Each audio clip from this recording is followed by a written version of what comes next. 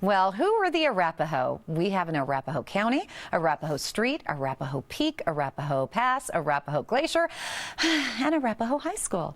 Dr. Colorado is here to share his insight about the tribe that for many years occupied what is now Metro Denver. Good to see you. Great to be here, Happy New Year, my friend. Thank you. So where was the Arapaho settlement? It all happened before 1858 and 59 gold rush, right? At the confluence of Cherry Creek in the South Platte. For years and years, they winter camped here because Denver has a much milder climate in the winter than the mountains or even a lot of the high plains. And was Little Raven just kind of astonished with the hordes of white newcomers? Right, he sure was this mob. And here he is, this drawing shows him negotiating with General Larimer, the founder of Denver City. And he says, we'll share what little water there is in Cherry Creek, what little cottonwoods there are. My goodness.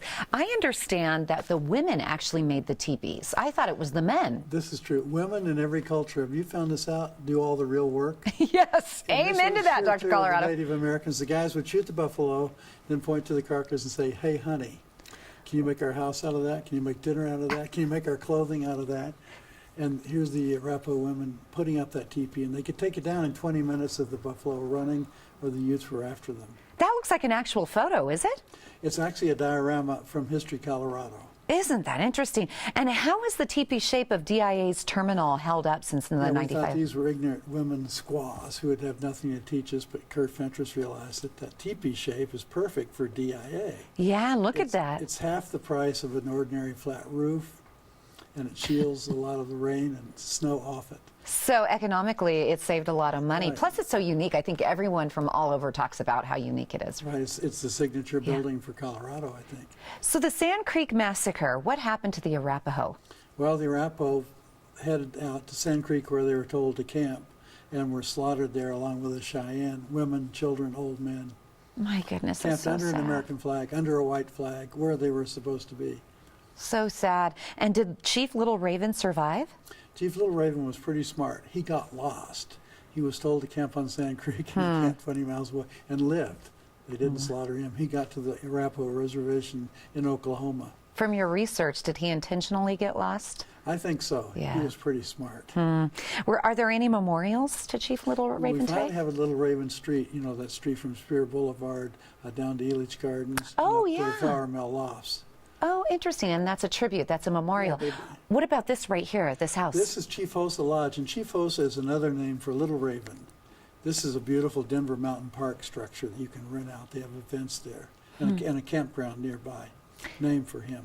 And there are many street names and Arapaho places left to kind of commemorate and acknowledge the Arapaho. True? True. All right. Talk about some of them. And one of the most interesting is the Rocky Mountain National Park. The head of the park there brought in Arapaho from the reservations and said, took them through the mountains. Here's a picture of this tour. He said, what was the Arapaho name for this? So the Kawanichi Valley, for instance, it means Coyote Creek. So they put some of these Arapaho names on the map in Rocky Mountain National Park. And you always bring such great old photos like we're looking at here. Where can we actually see some of these photos? You know, Denver Public Library is a wonderful source, and so is History, Colorado. They each have hundreds of thousands of images. And you can also go to his website. It's at the bottom of the screen, dr-colorado.com. That's dr-colorado.com. There's a conference coming up. It's the Saving Places. Are you going to be part of that? Right, and our best students will be starring there. I hope people will come by on Friday, February 6th. At the Colorado Convention Center for Colorado Preservation, Inc.'s big conference. What are we going to learn there? Oh, there's students who have been doing great work. One of them researched the freeway was going to go through Lodo. At one point, they thought it was so bad in Skid Row, they're going to tear everything down and put a freeway through there. So he's going to talk about that. And are you going to talk? Oh, I'm heading the panel. Oh, very nice. Letting Okay. these students who are much brighter than I am do the talking. I don't believe that. You have influenced so many different people here in Colorado. How long have you been teaching?